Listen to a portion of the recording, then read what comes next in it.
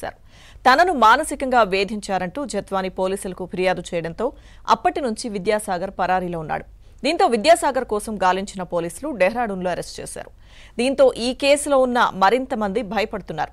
ఈ కేసులో ఐపీఎస్లు, పిఎస్ఆర్ ఆంజనేయులు, కాంతిరాణా అలాగే విశాల్ గున్నీతో పాటు పలువురు పోలీసు అధికారులపై ఫిర్యాదు చేశారు. ఇప్పటికే పిఎస్ఆర్ ఆంజనేయులు, కాంతిరాణా, విశాల్ గున్నీలను ప్రభుత్వం సస్పెండ్ చేసింది. ఇక మరోవైపు జత్వానీని అదుపులోకి తీసుకున్న తర్వాత పోలీసులు ఆమెకు చెందిన 5 ఐఫోన్లను కూడా స్వాధీనం చేసుకుని ఆధారాలు చెరిపేసే ప్రయత్నం చేశారు.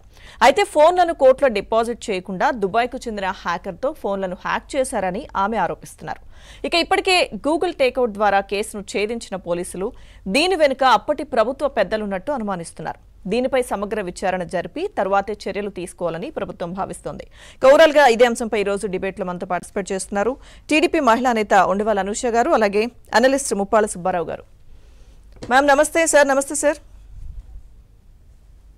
నమస్తే.